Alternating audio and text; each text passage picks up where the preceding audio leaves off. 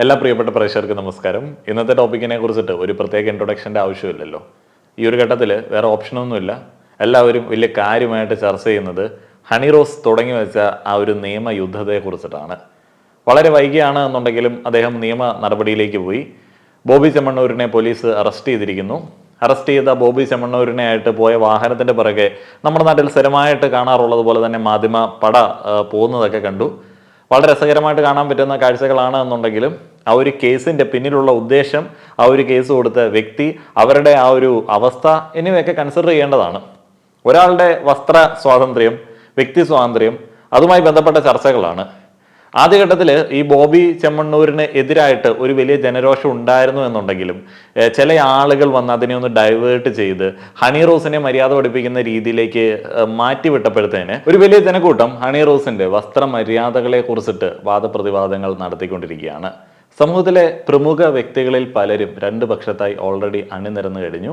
അതിൽ ഏറ്റവും എനിക്ക് രസകരമായി തോന്നിയത് രാഹുൽ ഈശ്വറിന്റെ പക്ഷമാണ്. അദ്ദേഹം ഇതുപോലെ വ്യത്യസ്തമായിട്ടുള്ള ചർച്ചകളിൽ വ്യത്യസ്തമായിട്ടുള്ള നിലപാടുകൾ സ്വീകരിച്ച് ജനശ്രദ്ധ ആകർഷിക്കുന്ന ഒരു വ്യക്തിയാണ്. അദ്ദേഹം ഒരു ടെലിവിഷൻ മാധ്യമത്തിൽ പറഞ്ഞ ചില കമന്റുകൾ ഒരു വീഡിയോയിൽ കണ്ടു. അതൊന്ന് പ്ലേ ചെയ്തിട്ട് കൃത്യമായിട്ട് ബാക്കി കാര്യങ്ങൾ പറയാം.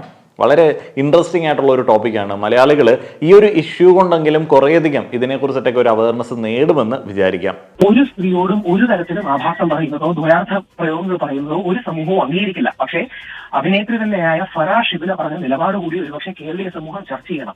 പലപ്പോഴും ഈ മേൽ നോട്ടങ്ങളെയും ആൺ നോട്ടങ്ങളെയും മലയാളിയുടെ ലൈംഗിക ദാരിദ്ര്യത്തെയും ഇവിടുത്തെ പല ആൾക്കാരും ചൂഷണം ചെയ്യുന്നുണ്ട്. അത് വെച്ചൊരു മാർക്കറ്റ് ഉണ്ടാക്കുന്നുണ്ട്. അതിനുശേഷം അതിന് പ്രതികരണങ്ങൾ വന്നു എന്ന് പറഞ്ഞൊരു ഇരവാദം പറയുന്നതിന് അർത്ഥമുണ്ടോ എന്ന് സ്ത്രീയായ ഒരു ഫറാ ഷിബില തന്നെ ഒരു നിലപാട് ഉയർത്തുമ്പോൾ അതും കൂടി നമ്മൾ ചേർത്ത് വെച്ച് വായിക്കണം.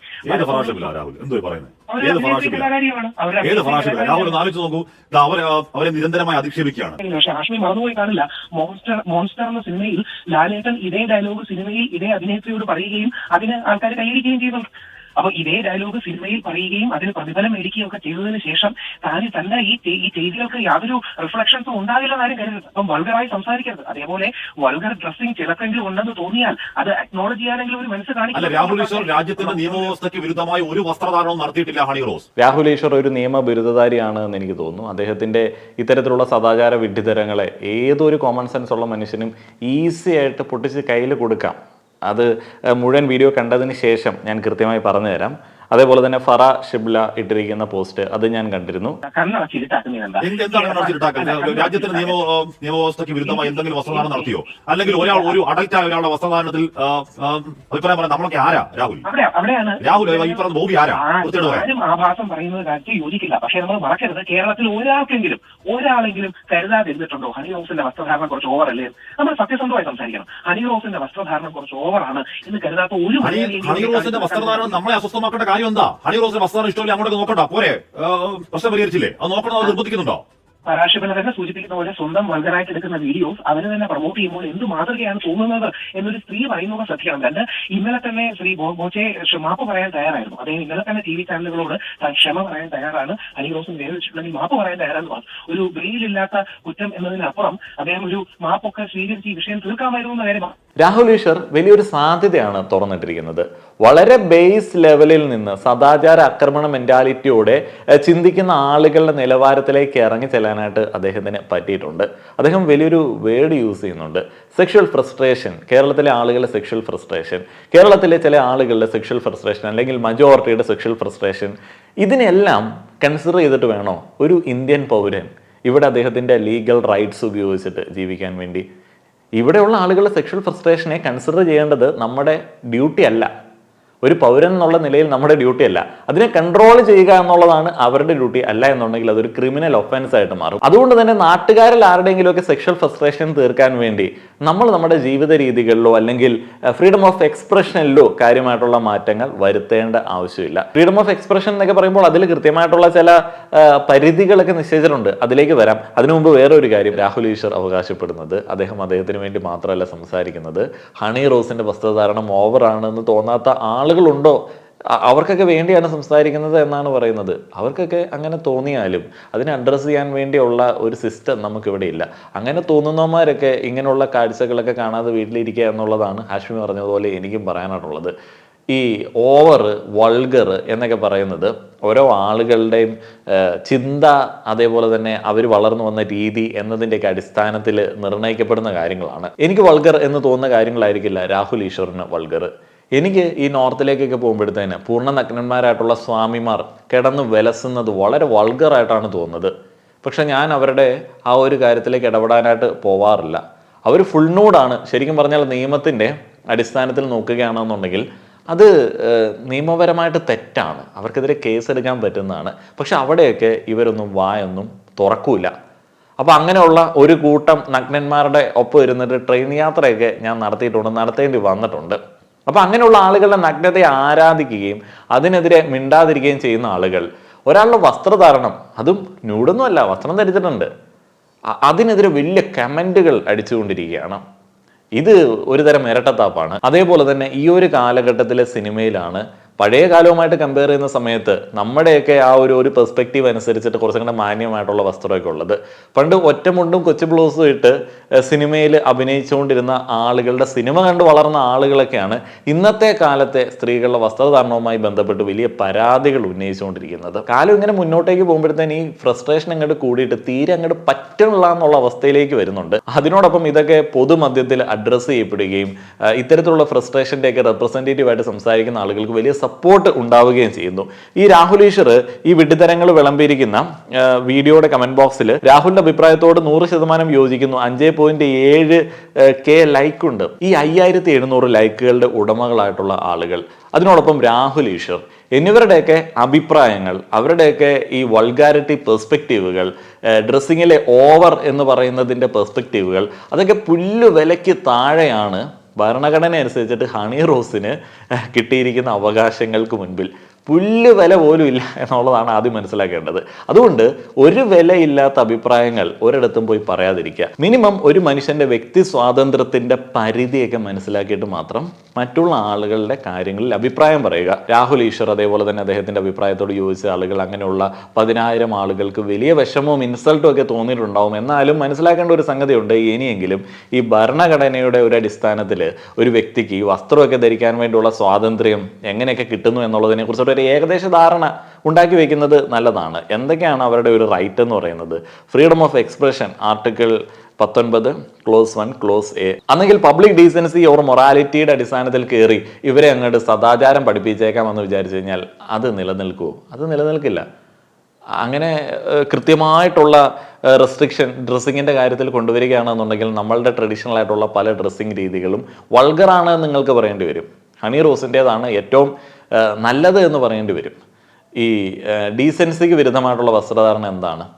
നമ്മുടെ പ്രൈവറ്റ് പാർട്സ് എന്ന് നമ്മൾ വളരെ സാധാരണ ഭാഷയിൽ പറയുന്ന കാര്യങ്ങൾ പ്രദർശിപ്പിക്കുന്നത് ഡീസൻസിക്ക് വിരുദ്ധമായിട്ടുള്ള കാര്യമാണ്. അല്ലാതെ ഏത് തരത്തിലുള്ള വസ്ത്രധാരണവും ഇവിടെ അനുവദനീയമാണ്. ഇവിടെ ആളുകൾ നെഞ്ചിലേറ്റി കൈയടിച്ച് കൊണ്ടു നടക്കുന്ന മാസ് മസാല സിനിമകളിലെ ഗാനരംഗങ്ങളിൽ സ്ത്രീകൾ ഇട്ടിരിക്കുന്ന വസ്ത്രധാരണം എന്നൊക്കെ പറയുന്നത് നമുക്കറിയാം.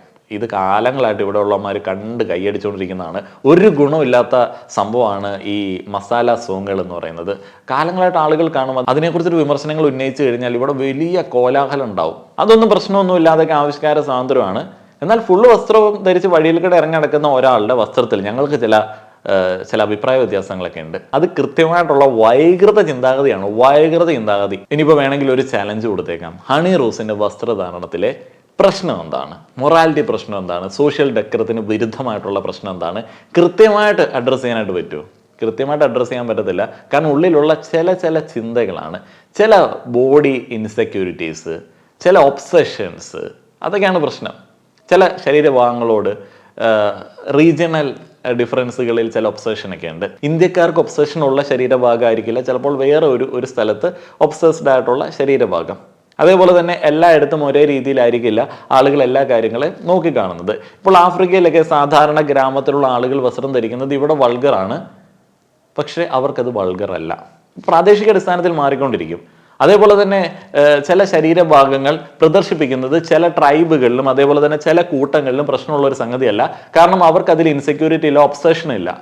പ്രാദേശികമായിട്ടുള്ള നിങ്ങളുടെ ഇൻസെക്യൂരിറ്റികൾ, obsession on a body part എന്ന് പറയുന്നത് ഇവിടെ അഡ്രസ്സ് ചെയ്ത് നിങ്ങൾക്ക് സന്തോഷകരമായിട്ടുള്ള കാഴ്ച ഒരുക്കി തരാനായിട്ടുള്ള സംഗതികൾ നമ്മുടെ ഭരണഘടനയിലില്ല. അത് രാഹുൽ ഈശ്വറും ബാക്കിയുള്ള ആളുകൾ മനസ്സിലാക്കേണ്ടതാണ്. അതേപോലെ റൈറ്റ് ടു പ്രൈവസി ആർട്ടിക്കിൾ 21, ഒരാളുടെ സ്വകാര്യതയാണ് വസ്ത്രധാരണം എന്ന് പറയുന്നത്. അവിടെ കയറി കമൻറ്റ് പറയുക, അത് സമൂഹത്തിന് മുഴുവൻ ദോഷം ഉണ്ടാക്കുന്നതാണ് എന്നൊക്കെ പറയുക എന്ന് പറയുന്നത് അതൊരു റൈറ്റ് വയലേഷനാണ്.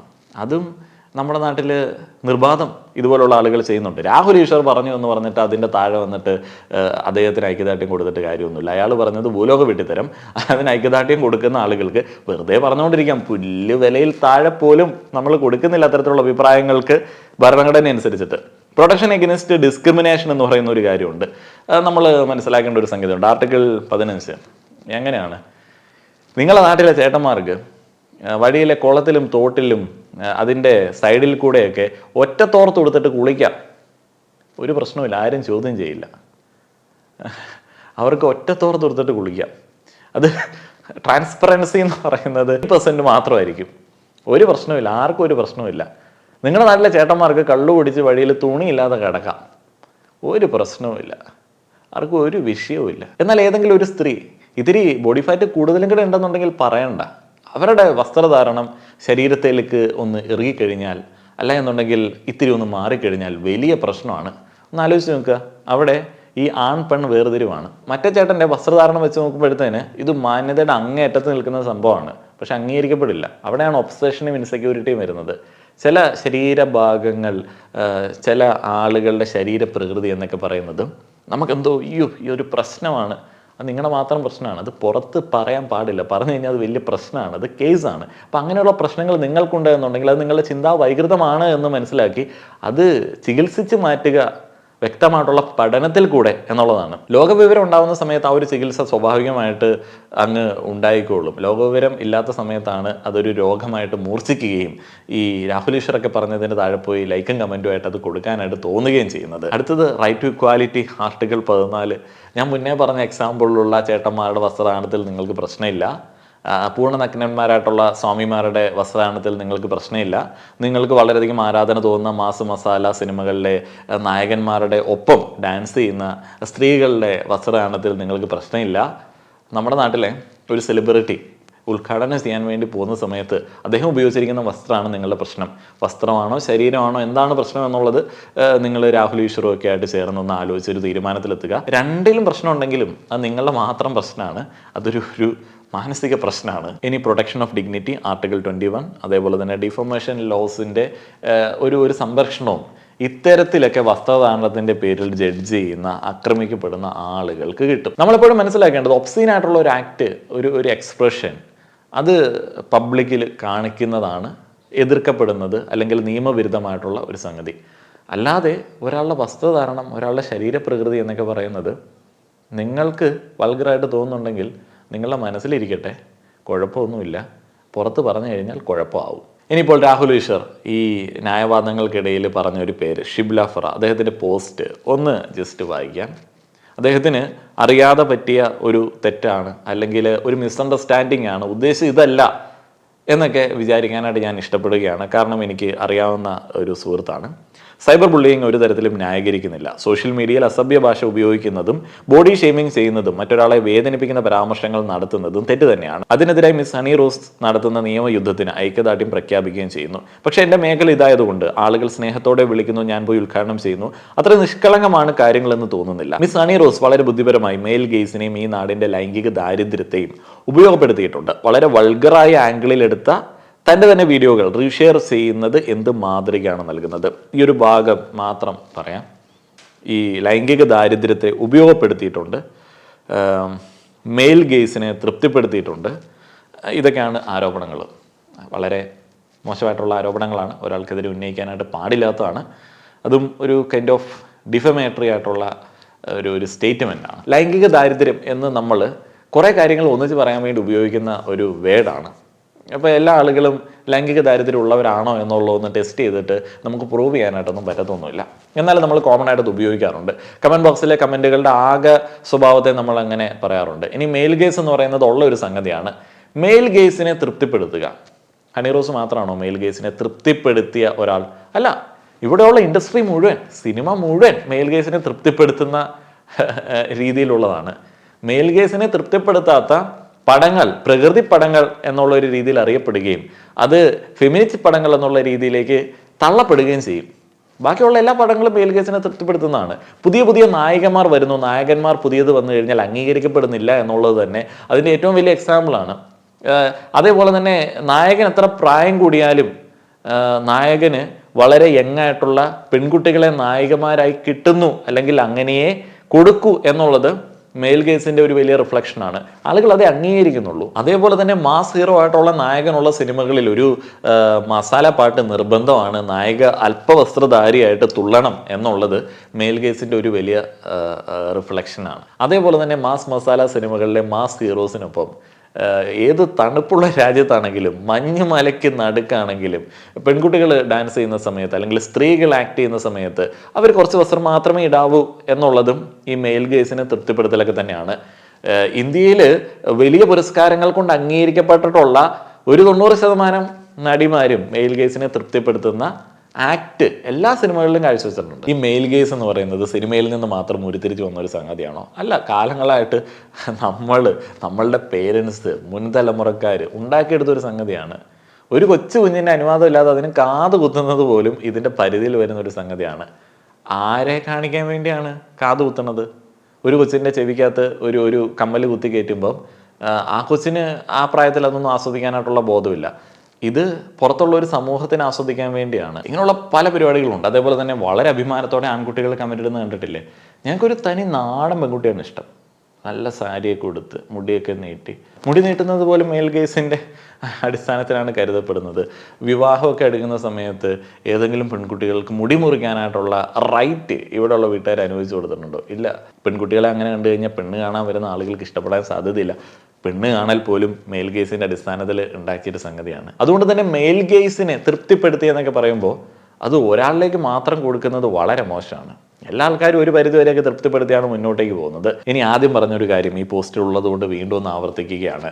ലൈംഗിക ദാരിദ്ര്യം എന്ന് പറയുന്നത് അതുള്ള ആളുകളുടെ കൂട്ടത്തിൻ്റെ വ്യക്തിയുടെ ബാധ്യതയാണ്. അത് അയാളുടെ ബേർഡനാണ്. അദ്ദേഹത്തിൻ്റെ ആ ഒരു ദാരിദ്ര്യത്തിൽ നിന്ന് അദ്ദേഹത്തെ സമ്പന്നനാക്കുക, ഉയർത്തിക്കൊണ്ട് വരിക എന്നുള്ളത് വേറെ ആൾക്കാരുടെ ബാധ്യതയല്ല. നമ്മുടെ നാട്ടിൽ സംവരണം കൊടുക്കുന്നത് പോലെയും എക്കണോമിക് വീക്കർ സെഷന് കുറച്ച് പെർസെൻറ്റേജ് കൊടുക്കുന്നത് പോലെയൊന്നും നമുക്ക് കൊടുത്ത് ഉയർത്തിക്കൊണ്ട് വരേണ്ട ഒരു സംഗതിയല്ല ഈ ലൈംഗിക ദാരിദ്ര്യം എന്ന് പറയുന്നത്.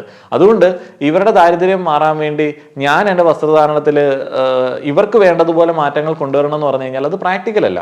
കാരണം ഈ പറയുന്ന ആളുകൾ വേറെ ഏതെങ്കിലും രാജ്യത്തേക്ക് നെയ്യുമ്പോഴത്തേന് അവിടെയുള്ള ആളുകൾ ഇവരുടെ രീതികൾക്കനുസരിച്ചിട്ട് വന്ന് വസ്ത്രം ധരിക്കുമോ? ഇല്ല. അപ്പോൾ അത് ഉള്ള ആളുകളുടെ ബാധ്യതയാണ്. പുറത്തേക്ക് ചിന്തിക്കാൻ പറ്റാത്ത, മറ്റുള്ള ആളുകളെ കാണുമ്പോൾ തീരെ അൺകംഫർട്ടബിൾ ആവുന്ന ആ ഒരു സിറ്റുവേഷൻ ഉണ്ടാവുന്നത് അവൻ്റെ ഏറ്റവും വലിയ പ്രശ്നമാണ്, അവൻ്റെ ബാധ്യതയാണ്. അത് ബാക്കിയുള്ള ആളുകളുടെ ബാധ്യതയല്ല. സ്ത്രീകളെ അങ്ങേയറ്റം സെക്ഷലൈസ് ചെയ്യുന്ന ഒരു ഇൻഡസ്ട്രിയിൽ അതിനെതിരെയുള്ള പോരാട്ടങ്ങളെ അത് തീർച്ചയായും ബാധിക്കും. മിസ് ഹണി റോസിനെ കുറിച്ച് പരസ്യമായോ രഹസ്യമായോ ഇവർ എന്താണ് ഈ കാണിക്കുന്നത് എന്ന് എങ്കിലും പരാമർശിക്കാത്തവർ ഈ കൊച്ചു കേരളത്തിലുണ്ടോ? ഒരു സ്ത്രീ നടത്തുന്ന യുദ്ധം ഞാൻ കാണുന്നു, പക്ഷെ അവർ കോൺഷ്യസ് ആയി ഒരു ട്രെൻഡ് സെറ്റ് ചെയ്തിരിക്കില്ല, ഇൻഫ്ലുവൻസ് ചെയ്യാൻ ഉദ്ദേശിച്ചിട്ടുമുണ്ടാവില്ല. സർവൈവലാണ് അവർക്ക് ഉദ്ഘാടന പരിപാടികൾ എന്നും മനസ്സിലാക്കുന്നു.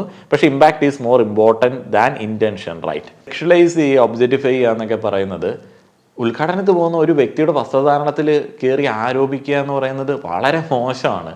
അതൊക്കെ നമുക്ക് വേണമെങ്കിൽ വല്ല സിനിമകളിലെ പാട്ട് സീനുകളിലൊക്കെ ഞാൻ മുന്നേ പറഞ്ഞതുപോലെ ആരോപിക്കാം. സെക്ഷലൈസ് ചെയ്യുന്നു, ഒബ്ജക്റ്റിഫൈ ചെയ്യുന്നു, വളരെ മോശമാണ്. എന്താണ് ഇങ്ങനെ? സൗത്ത് ഇന്ത്യയിൽ നിന്നിട്ട് നമ്മൾ ഉറപ്പായിട്ടും അത് പറയേണ്ടതുണ്ട്. കാരണം നമ്മുടെയൊക്കെ സിനിമകളിൽ ഒരു ഗുണമില്ലാതെ കുറേ ഈ ഐറ്റം ഡാൻസുകൾ എന്ന് പറയുന്ന സംഗതിയുണ്ട്, ഐറ്റം നമ്പർ എന്ന് പറയുന്ന സംഗതിയുണ്ട്. ആർക്കും ഒരു പ്രശ്നമൊന്നുമില്ല, അതിനെക്കുറിച്ചിട്ട് ആരും സംസാരിക്കാറൊന്നുമില്ല. അത് സെക്ഷലൈസ് ചെയ്യുന്ന, ഒബ്ജക്റ്റിഫൈ ചെയ്യുന്ന മെയിൻ സംഗതിയാണ്. ഈ ഒരു കാര്യം പറഞ്ഞിട്ട് അവസാനിപ്പിക്കാം. ഇതിനകത്ത് വേണമെങ്കിൽ ചില കാര്യങ്ങൾ ഉണ്ടാവാം, ഉണ്ടാവാതിരിക്കാം. പക്ഷേ ഇത് ഒരാളിൽ നമുക്ക് ആരോപിക്കാൻ പറ്റില്ല. ഒരാൾ ഇങ്ങനെ ചെയ്യുന്നു എന്ന് പറഞ്ഞിട്ട് നമുക്ക് അവരെ എതിർക്കാൻ പറ്റില്ല. അതേപോലെ തന്നെ ഒരാൾ ഇങ്ങനെ ചെയ്യുന്നത് കൊണ്ട് സമൂഹത്തിൽ വലിയ പ്രശ്നങ്ങൾ ഉണ്ടാവുമെന്ന് നമുക്ക് ഒരിക്കലും പറയാൻ പറ്റത്തില്ല. പക്ഷെ ഇങ്ങനെ ചെയ്യുന്നത് കൊണ്ട് മാനസികമായിട്ടുള്ള ചില പ്രശ്നങ്ങൾ ചില ആളുകൾക്ക് ഉണ്ടാവാൻ സാധ്യതയുണ്ട് എന്ന് വായിച്ചിട്ടുണ്ട്. അതാണ് സെൽഫ് ഒബ്ജക്റ്റിഫിക്കേഷൻ. ഇൻസ്റ്റഗ്രാം വന്നപ്പോൾ ഒരു വലിയ കൂട്ടം ആളുകൾ അവരുടെയൊക്കെ ശരീരത്തിൽ വളരെയധികം ശ്രദ്ധാലുക്കളായി. അപ്പോൾ തങ്ങളുടെ ശരീരത്തിൻ്റെ ഏത് ആംഗിളിൽ നിന്ന് ക്യാപ്ചർ ചെയ്യുമ്പോഴാണ് നല്ലത് എന്നൊക്കെ അവർ ചിന്തിക്കാൻ തുടങ്ങി. അതേപോലെ തന്നെ ഷേപ്പ് ഒരു ഫോട്ടോയിൽ വരുമ്പോൾ മോശമാണ് എന്നുണ്ടെങ്കിൽ അതെങ്ങനെ ശരിയാക്കാം എന്നുള്ളതിനെ കുറിച്ചിട്ട് അവർ ചിന്തിക്കാൻ തുടങ്ങി. അതേപോലെ തന്നെ മെയിൽ ഗേസിൻ്റെ അടിസ്ഥാനത്തിൽ രൂപപ്പെട്ടതായിരിക്കാം ഏത് ശരീരഭാഗമാണ് ആളുകൾക്ക് കൂടുതൽ ഇഷ്ടപ്പെടുക എന്നുള്ളതിനെ കുറിച്ചിട്ട് ചില ആളുകൾ ചിന്തിക്കാൻ തുടങ്ങി. അങ്ങനെ സ്വയം ഒബ്ജക്റ്റിഫൈ ചെയ്യാൻ തുടങ്ങി. അതേപോലെ ഇൻസ്റ്റഗ്രാമിലേക്ക് മാത്രമായിട്ട് ഇടാൻ വേണ്ടി ആളുകൾ വസ്ത്രം വാങ്ങാൻ തുടങ്ങി. അപ്പോൾ അത് ചിലത് റിവീലിംഗ് ക്ലോസ് എന്നൊക്കെയാണ് അറിയപ്പെടുന്നത്. അവരതൊക്കെ ഇട്ടിട്ട് ഫോട്ടോ എടുക്കും. ആ വസ്ത്രങ്ങളൊന്നും നമ്മുടെ നാട്ടിൽ ഇട്ടുകൊണ്ട് നടക്കാനായിട്ട് കംഫർട്ടബിൾ അല്ല അവർക്കും, അതേപോലെ തന്നെ അത് കാണുന്ന ആളുകൾക്കും എന്നുള്ളത് മനസ്സിലായല്ലോ. അപ്പോൾ അവരങ്ങനെ ഫോട്ടോസ് അപ്ലോഡ് ചെയ്യാൻ തുടങ്ങി.